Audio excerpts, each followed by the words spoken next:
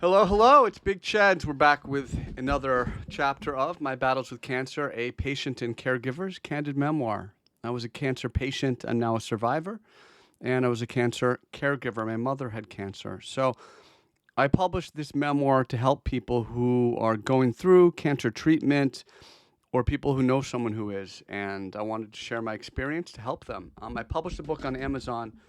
You can get it on paperback, Kindle, and audiobook as well through Audible. But I also want it to be available for free to everybody, to anybody. So that's why I'm doing it here on YouTube, one chapter at a time. Of course, I'm Cheds Trading on YouTube, Big Cheds on Twitter.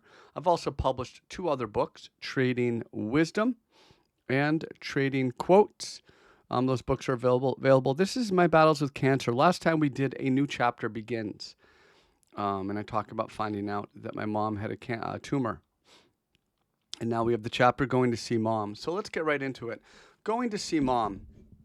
When we finally got back home, the first thing I did was call Mom for an update. She let me know that she was resting comfortably in the hospital and there was no need for me to come and see her that night. I was temporarily relieved as she was feeling better than the last time we spoke. And so now I could take a little bit of time to process what was going on. After promising to call her the following day, I hung up the phone and I went to my man cave so I could try to decompress. I turned on some music, vaped some marijuana, and I started to let the day's events settle in. Flashing in my mind were these traumatic images of Mom going through chemotherapy. I could clearly see her bald head and sad face fighting that terrible battle. And imagining her suffering the way I did, or even worse, made me cringe. I wanted so badly to protect her, but I just did not know how. The following morning, after dropping my daughter off at school, I got in my car and I drove straight to the hospital. This hospital was just a few blocks away from where I had received my chemotherapy and radiation treatment. And it was a really strange feeling to be driving back there again so soon. As I made my way through the traffic, I was fighting back tears. I was trying to fight back losing myself to the emotion. Not only because it made it difficult to drive, but also because I knew that Mom needed me and I had to be strong for her. A strange feeling of anticipation washed over me as I rushed up the stairs and towards her room, knowing that as soon as I saw Mom, it would be time for another paradigm shift. The last time I had seen her, she was doing well, and we happily toured her gardens. We examined all the different vegetables and flowers she was growing, and we talked about her plans for the rest of the summer, including a trip overseas. But that was off the table for now. Once I found her room, I carefully knocked on the door before stepping into my new reality. Her hospital room was set up for two patients with the beds separated by a brown curtain in the middle. I found Mom in the back portion of the room, unable to see me as I initially walked through the door. Taking a deep breath, I pushed the curtain aside and I bravely said hello and immediately lost my composure when I saw her laying there. I had planned to be strong, to stay strong, but as soon as I opened my mouth and I began talking, my voice quivered. I had to fight so hard just to get through what I was trying to say. I hugged Mom and I let her know that everything was going to be okay, and I asked her how she was doing. She talked about the shock of living her normal life and then have something like this happen and completely derail all her plans. I tried my best to be there for her and to be responsive to her needs as we talked. Mom had just been through a difficult time as a caregiver for me while I was undergoing treatment for lymphoma, and with that in mind, I was more than happy to try to return that favor. The hospital that treated my cancer had support groups for patients and caregivers, and every week, Mom would attend a group session to help her deal with the emotional complexities that came with that role. And she often talked about how hard it was for her to be on call all the time in case I had an emergency. Without the ability for her to maintain a regular routine, it was challenging to recharge. I was only now just beginning to understand what she had meant when she told me about that. Now the shoe was on the other foot, and she was the patient, and I was the caregiver. Wanting to know more, I asked her why she had gone to the hospital in the first place. And she explained that the night before she had been feeling unwell, and we have a neighbor across the street who took her to the hospital. After going over her symptoms, the doctor on call ordered a CT scan of her abdomen, and that scan revealed a roughly 10-centimeter tumor. 10 centimeters. It's pretty big in her abdomen, and some enlarged lymph nodes around that tumor. The doctor explained that there would be several more tests they would have to do before they could determine exactly what the disease was and how to treat it. And for now, she just needed to rest. Though they could not be sure, Mom said that the doctors were leaning towards a diagnosis of cancer. I shared with Mom the experience of finding a foreign object in my body, and I told her how it felt like I had been invaded.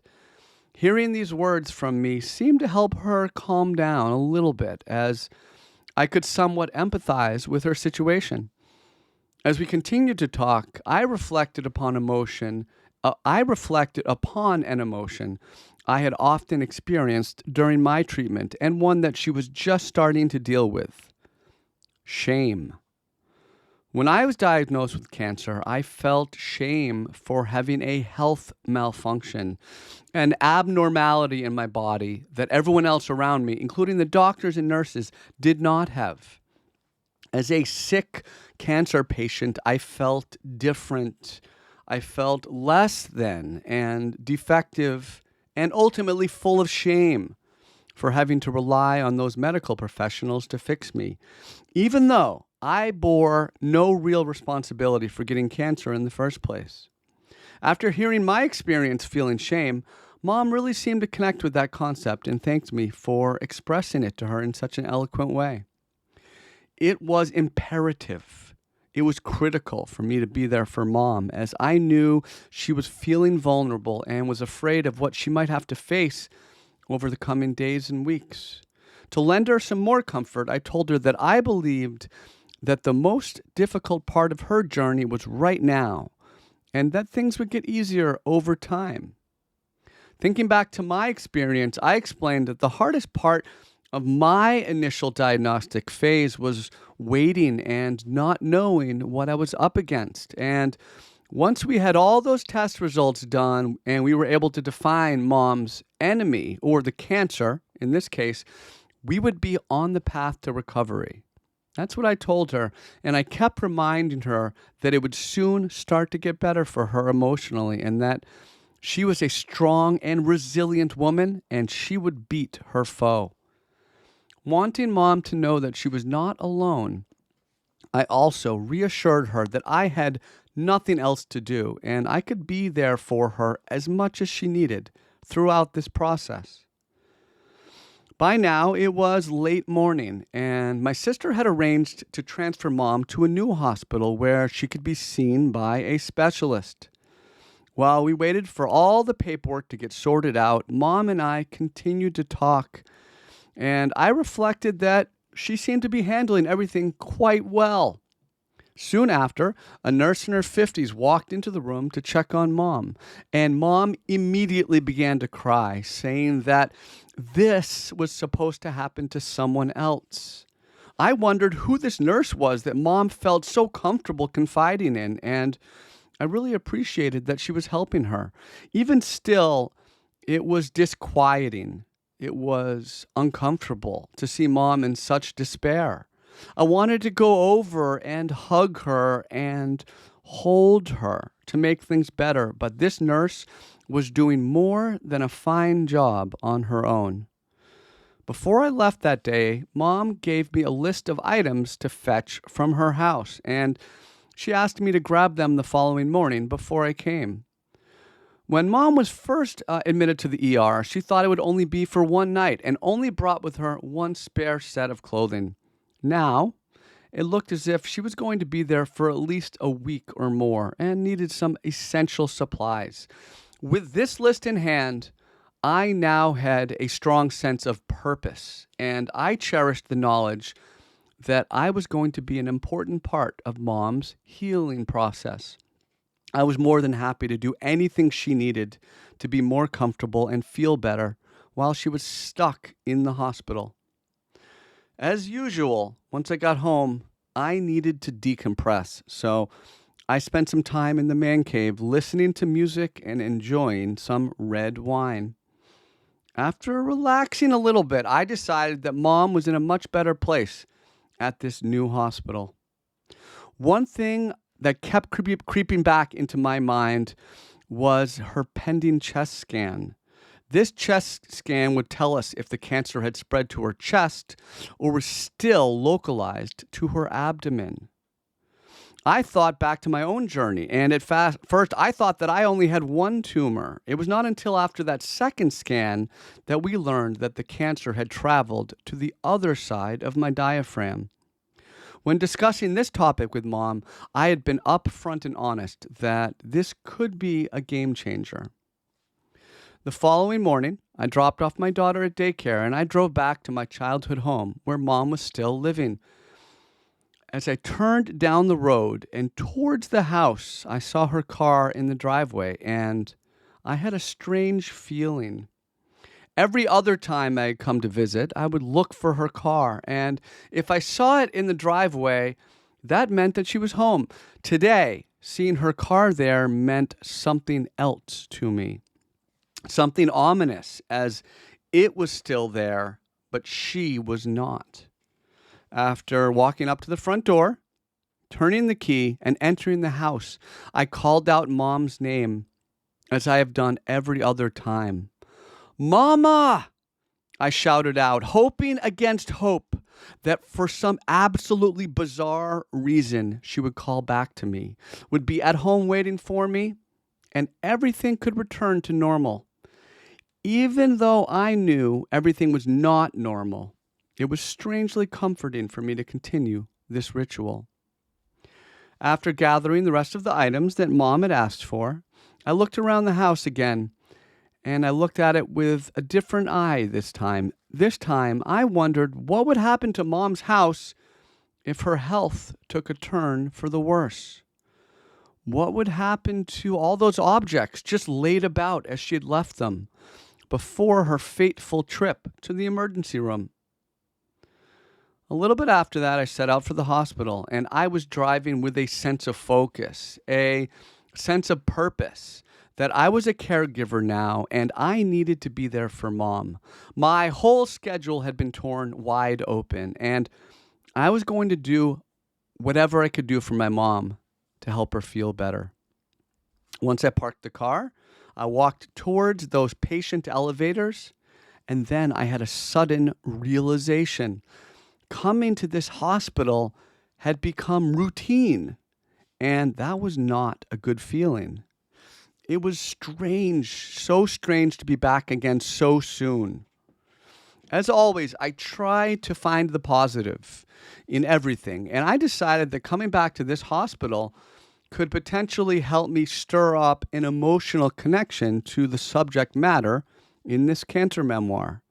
And then I realized I would be adding some new chapters. I was now a caregiver, and I would be exploring that experience for a long time to come. To be able to share my thoughts as both a patient and a caregiver, I believed would make this memoir so much more powerful. That idea motivated me and gave me hope that I would be able to reach and ultimately help so many more people. I now had a new purpose. And by the way, that's why I'm so happy to be doing this memoir on YouTube. Mom had been assigned a room on one of the upper floors of the hospital. As I walked in to say hello, I was pleased to see that she seemed much more relaxed than she had the day before. She was even joking with the hospital staff. it appeared to me that Mom was starting to get back to her normal self.